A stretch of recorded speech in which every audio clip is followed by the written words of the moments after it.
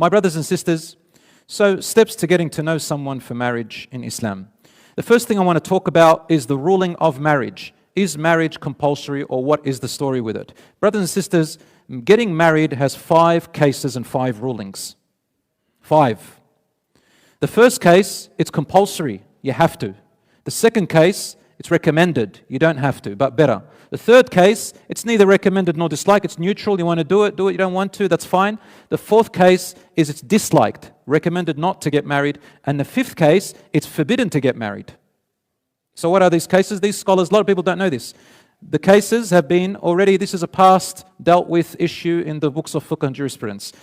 The marriage is compulsory when you have the means, the financial, physical and mental capacity to get married, and you have a high testosterone level or a temptation level or a lustful level that you fear you're going to fall into haram. You're going to fall into what we call fornication, zina. You're going to go out with a girl and do things, or the other way around. What do I mean by the other way around? A sister. So if you have the financial means and you're ready, you're mature enough, mentally enough, physically enough, financially enough, and you fear that you're going to fall into haram, then it becomes compulsory to get married. Or you have already close to falling into haram, or you're on the steps of falling to haram, and you know yourself that if you don't get married, you don't have a partner soon to have halal intimacy with them, then it becomes compulsory for that person to get married. Number 2 is recommended, and that is when you do have the means, there's nothing stopping you, you have the financial means, you have the ability, but your temptations, you don't fear upon yourself, you have control over yourself. You're not falling into haram and you're not in the steps of haram. So you're not in that case, you have good control over yourself, it's recommended to get married. The neutral way is when your finances are okay and your temptations are okay, but your finances are not too high and your temptations are not too high, but they're not too low, imbalanced. Then for this type of a person, and usually this neutral way is more for older people that really just want a marriage for companionship and some intimacy, but not too much. These people, it's neutral. Everyone knows themselves. The disliked one is when a person does not have enough finances, but can get by day to day, can get by minimum, and their temptations are so low that they know themselves, they fear that they won't be able to satisfy a woman. So in this case, it becomes disliked, but they're not very sure of themselves, it's quite low. And the haram stage is when they are unable to provide for a family, that if they were to get married, they know that they are going to cause oppression. They're going to victimize that lady that they're going to get married. So obviously because the man is responsible for financial provision and protection of the wife, therefore he is unable to provide for her. If he gets married to her, he's going to oppress her, and their temptations are low. So these people, it's haram for them to get married, they should fast. Now some people, they might mix between. They might say, my finances are low, if I get married I might harm her, but my temptations are so high. What do we do in these situations?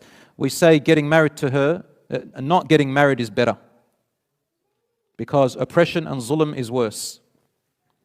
Some scholars said, if you have support, get married. Or find another way of waiting. Because this is in the Quran. Allah says, whoever does not find the means to protect themselves from falling into, so whoever does not have the means to get married, فَلْيَسْتَعْفِفْ. Control yourself, hold yourself, find some other means. The Prophet ﷺ said, fast if it helps you, until you are able to get married. Because dhulm, oppression, is one of the major sins. Even higher than a person committing a minor sin or has a fear of falling into temptations. Dhulm of a person is worse. So it's better if you can to wait. So brothers and sisters, what you need to understand is that there are these 5 cases. Marriage is not always compulsory, not always recommended. Sometimes it's actually disliked, sometimes very neutral, sometimes it's haram. Especially it's haram if a person has no drive whatsoever and they're not going to be able to fulfill the wife's need who they marry. Let's say someone who is in the disliked stage, let's say they just want to get married to someone for companionship, but they don't really want to do much more than that. This person has to tell that person they're going to get married to that this is what they're like. So you might be asking, are there men that way? Are there women that way? Yeah. There are people who are born with hormonal imbalances. And there are those types. There are men who are a bit more effeminate and women who are a bit more masculine. And this is genetically correct. Even in Islam, we know this. So, in these are the 5 cases. I hope, inshallah, I'll just leave it at that because that's not the main topic. But inshallah, if you want to research more, there's heaps of that, inshallah, in all the schools of thought. You can look it up, inshallah, from your reputable sources, Islam Web, Islam Q&A, for example, and many other reputable websites. Number 2, brothers and sisters. The second thing I want to talk about is I want to advise you about how to search for a spouse and what are the boundaries and limits in accordance with Islam. In saying that, I need to talk about the reality of this world as well. For me to sit here and tell you the traditional way, like the way they used to live in the past in Mecca and Medina, is impractical. I'm not going to sit here making life so hard and telling you that you've got to live like them. It would be ideal that there is no communication between men and women who are not related to each other, and the way to get to know her or him is to go straight to the father when you hear about them, and that's the first place you see her and you talk and under supervision and so on and so forth. But in reality, in our life, we have social media, we have the internet. You talk to the young people, teenagers, and if I'm going to sit there and say, don't talk, you can't talk, boy can't talk to girl, girl can't talk to boy, they might say to me, inshallah, but they're going to think, well, it's normal.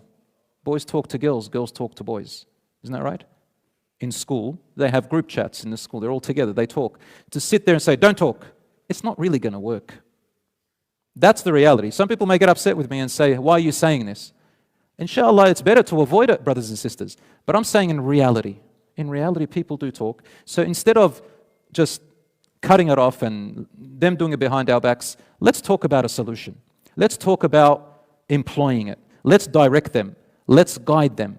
The idea with teenagers, if you're a parent, is to discuss with them. Why, daughter? Why, son? What are the fears? What are the ramifications? What are the consequences of chatting with, boys and girls chatting together on the internet and so on? Talk about the fears and ramifications. Let them think. Have a discussion. Because you can't have control over, especially with teenagers, you have less control over them. So, the scholars of today have spoken and said, look, the minimum, if a person truly has good intentions for marriage and they can talk with the person respectfully, they know themselves and they can respect the boundaries so it doesn't become inappropriate between them and it's truly for marriage, they can talk necessarily as much as it needs to be, but to try their best to move from that step to the next step.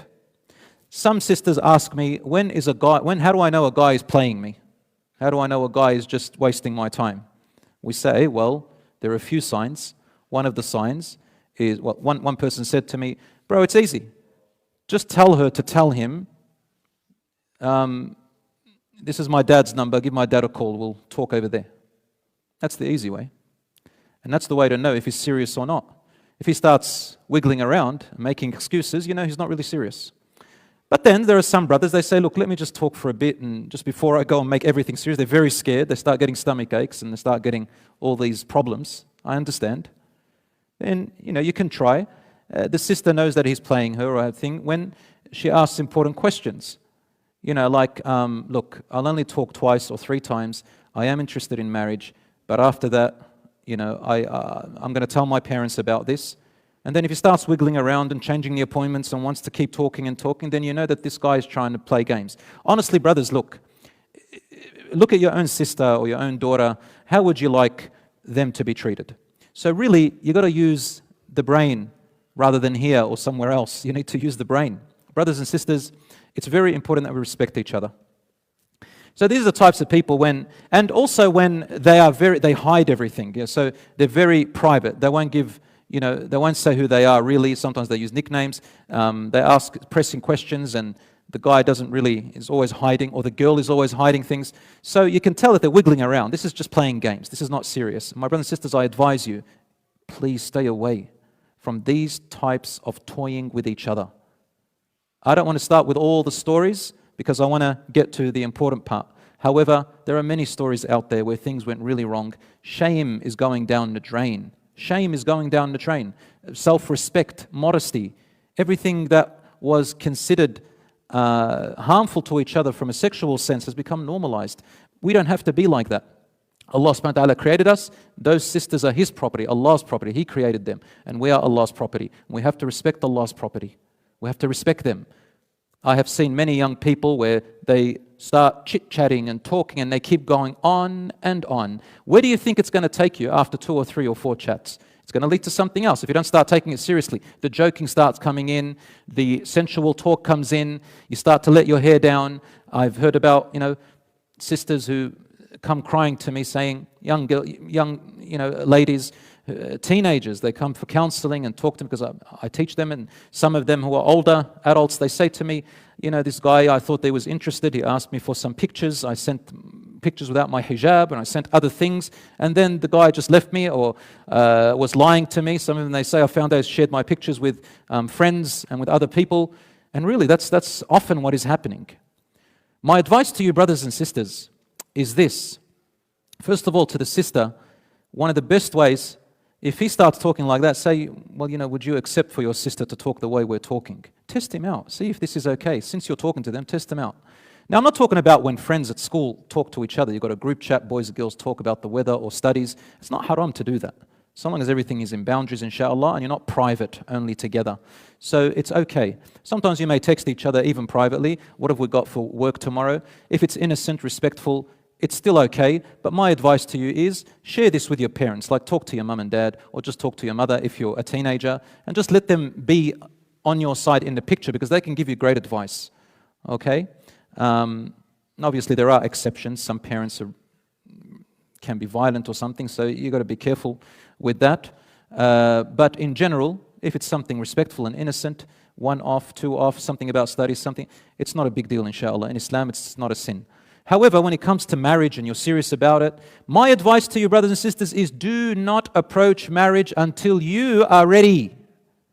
Don't sit there like you're still 16, 17 years old. You're probably not going to get married until 5, 6, 7 years later, and you want to hold on to that person and say they're going to go away. You're not going to get married until 6 years later. You're not serious right now. No one's going to go to anyone's house. No one's going to tell the parents. No one's going to take anything seriously. So what are you going to do in 5 or 6 years? I'm talking to Muslims here, because there are non-Muslims who won't understand what I'm saying. However, in Islam, we still hold on to these values, alhamdulillah, the respect between the man and the woman when it comes to physical contact and sexuality. We still have that, alhamdulillah. And Christianity used to be, back in the 50s. I remember watching an interview with a young girl who was 15 or 16, subhanAllah, old in the 50s, vintage type of audio interview. And she says, I will never have a boyfriend, ever. I will stay a virgin until I get married. These were the principles throughout history. But only now, after the 60s and 70s, did we have nudity and shamelessness and all this sexuality start to come out, subhanAllah. Brothers and sisters, it's very important. When you're ready, inshallah, make the move. If you're not ready, what are you doing 4, 5, 6, 7 years? Allahu A'lam, what's going to happen in that time? My advice to you is when you're ready financially, mentally, physically, then inshallah, make the move. And insha'Allah ta'ala, there's little room to keep mucking around, keep spending time. I said mucking, that's an Aussie word, so please don't misunderstand me. So stop fiddling around and playing around games. Get serious, inshallah, as much as you can.